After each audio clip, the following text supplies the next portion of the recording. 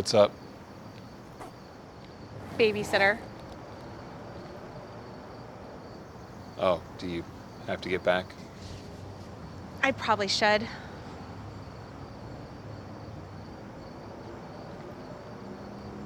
Was that really the babysitter, or are you just blowing me off? What do you mean? I mean, I might be a little rusty at this, but that was an awful date, right? Yes, it was. So it wasn't just me. I mean, I think a lot of it was you. I meant it wasn't just me who noticed it. I think the entire restaurant noticed it. So then why are we trying to force this? Because our sons are close. Yeah, I mean, I guess it would make sense if you and I could make a connection as well. Evidently, picking your dates from your kids' friends' parents isn't the smartest plan. I really should have seen it coming, though. I mean, you're really not my type. Oh, no disrespect intended. I just meant that you're not exactly the type of woman I would normally go for. Or, How so? well, physically, you're not exactly my type. And what exactly is your type? Well, I guess if I had to put my finger on it, someone like Susan Fletcher. And what about Susan do you find so physically attractive? Come on. You're the one who brought up physicality. All right, fine.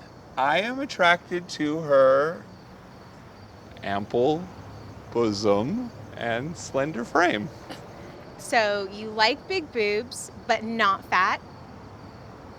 Do you not know what these things are made of? Hey, Susan seems to be making it work, so... These were designed to feed and nourish my baby. All Susans are nourishing are Dr. Rivera's bank accounts. What? No. Believe what you want. I will.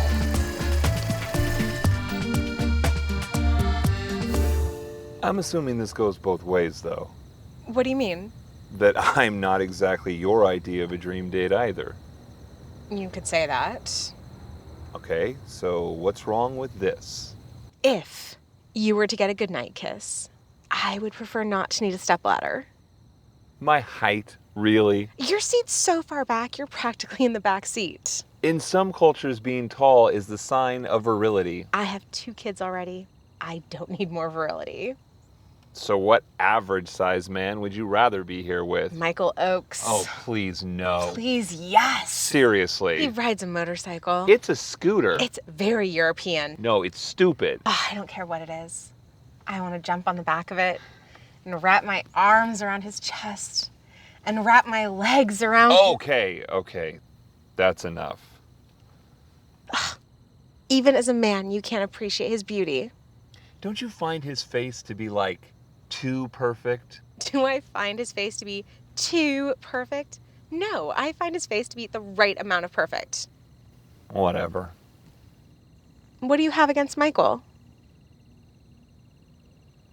He wears a Speedo to Daddy and me swim class. Leaves very little to the imagination.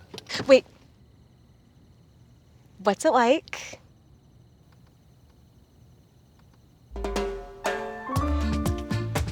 Actually, that looks pretty perfect, too.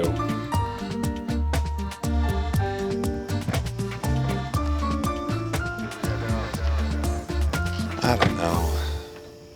Maybe we should just lower our standards. Why? Well, maybe Michael and Susan are out of our league. Maybe, given our situations, we shouldn't be so picky. I loved my ex-husband, but I definitely lowered my standards to marry him. And when he cheated on me, I wanted to kick him to the curb over there, but I lowered my standards again and I gave him a second chance. The son of a bitch left me anyway. It's because of my situation that I have to be so picky. Yeah, but aren't you worried your high standards will cause you to end up alone? I have 2 kids. I'll never be alone again.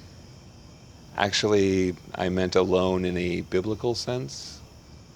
I'd rather be celibate for the rest of my life than to be with someone less than perfect. Wow, I could not have that level of conviction. Why not? I have 2 priorities in my life.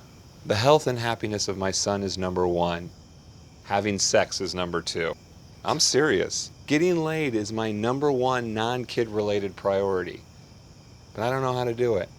Yet, as you previously mentioned, you've conceived a child. I know how to have sex. I don't know how to get a woman to want to have sex with me. I mean, I didn't know how to do it before I got married. I definitely didn't know how to get my ex-wife to want to sleep with me. And I didn't think it was possible to be having less sex than those 2 previous situations. And yet here we are. Maybe you need to lower your standards. I've lowered them below the requiring a second person to be involved point. I don't want to hear that. If you ever have a date that may meet your standards, you can bring your son over to my house for a sleepover. Thanks. I appreciate that. Maybe you and I could get together. I'm not having sex with you. No, thanks, but I'm just saying we could get together, not as a date, and talk. Just talk. Well, yeah. I thought it was nice to be able to share these things with a person who also understood my situation. You're right. Talking would be nice. However, I do feel the need to remind you that I'm not having sex with you. Not even if I picked you up on a scooter? Tell you what, you wear a Speedo, I'll wear a push-up bra for you. Okay. Deal. Deal.